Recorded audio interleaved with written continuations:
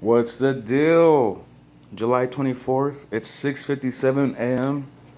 And in this video, I wanted to go over what's a takeover bid and the types of takeover bids, and also go over what I have done in my portfolio recently. And I have some news. I'll start off this video with this news of Canntrust. Emails show top Canntrust execs knew about illegal cannabis grow rooms. Both the chairman and chief executive of Canntrust were aware that the Canadian company was growing cannabis in unlicensed grow rooms for months before regulators discovered it, the Toronto-based Globe and Mail reported Tuesday. Emails seen by the Globe and Mail reportedly show Chairman Eric Paul and CEO Peter Cito, as well as other top executives, knew about the illegal grows.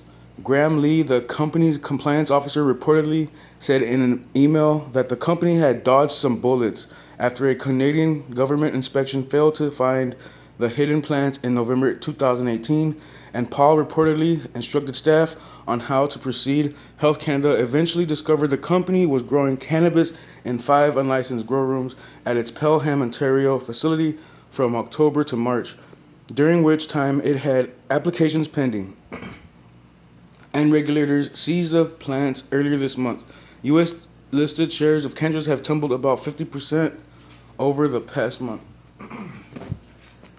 Yeah, so that's horrible news. Well, I mean, it's to me it seems like it's obvious that they knew about it, cause I mean the lower tier employees, they don't really benefit.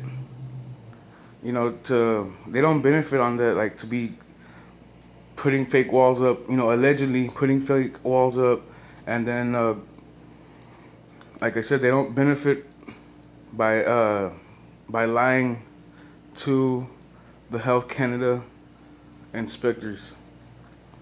So yeah, what is a takeover bid? A takeover bid refers to the purchase of a company, which is the target, by another company, the acquirer. In a takeover bid, the acquirer typically offers cash, stock, or a mix of both for the target company. Types of takeover bids. Friendly takeover. A friendly takeover bid occurs when the board of directors from both companies, the target and the acquirer, approve the bid. The board from the target company will approve the buyout terms, and shareholders will get the opportunity to vote in favor or against the takeover. Okay, I will not go over the example of friendly takeover, because I mean that seems pretty obvious, and y'all could read that example right there if you want. Hostile takeover. A hostile takeover bid occurs when the board of directors from the target company does not approve the bid. The target company may reject a bid if it believes that the offer undermines the company's prospects and potential. The two most commonly used hostile takeover strategies used by the acquirer in a hostile takeover is a tender offer or a proxy vote. Tender offer, offering to purchase shares of the target company at a premium to the market price. A proxy vote, persuading the target company to vote out the existing management. And I'll tell y'all an example of that. I'll show y'all an example of that. Example, Afria and Green Growth Brands. An example of a hostile takeover bid is Green Growth Brands' takeover attempt of Afria in December 2018.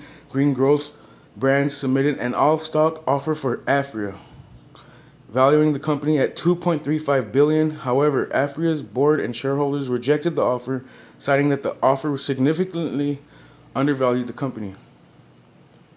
Reverse takeover bid. A reverse takeover bid occurs when a private company purchases a public company. The main rationale behind reverse takeovers is to achieve listing status without going through an initial public offering.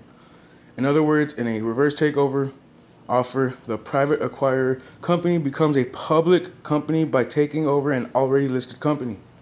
The acquirer can choose to conduct a reverse takeover bid if it concludes that it is a better option than applying for an IPO. The process of being listed requires large amounts of paperwork and is a tedious and costly process. An example of a reverse takeover bid is the Reverse takeover of J. Michaels, a furniture company, by Muriel Seibert, brokerage firm, in 1996 to form Seibert Financial Corp. Today, Seibert Financial Corp is a holding company for Muriel Seibert and Co. and is one of the largest discount brokerage firms in the United States.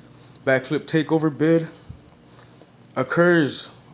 So this is a backflip takeover bid. A backflip takeover bid occurs when the acquired company becomes a subsidiary of the target company. The takeover is termed a backflip due to the fact that the target company is the surviving entity and the acquiring company becomes the subsidiary of the merged company. A common motive behind a backflip takeover offer is for acquiring company to take advantage of the target's stronger brand recognition. Example: AT&T and SBC. An example of a backflip takeover bid is the takeover of AT&T by SBC in 2005. In the transaction, SBC purchased AT&T for $16 billion and named the merged company AT&T because of AT&T's stronger brand image. So if I believe, in my opinion, Canntrust. Well, I mean, I think it's pretty obvious. Canntrust. If there's a takeover happens, it's going to be by hostile takeover. That's what I think. Because the CEO of Canntrust is very new, so he doesn't have that incumbent power. So I think it would be pretty easy for his board of directors to go against him, especially knowing that he has no background in cannabis. He's from a banking background. He came from the company called ING Direct, also known as Tangerine. So so right now CTST is actually going down.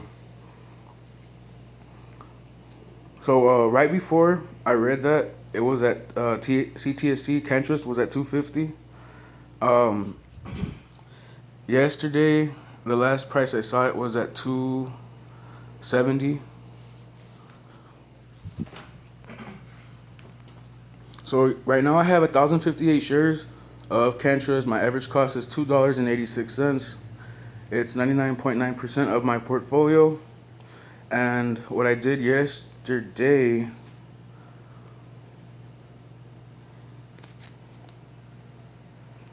all right, well, on the 22nd,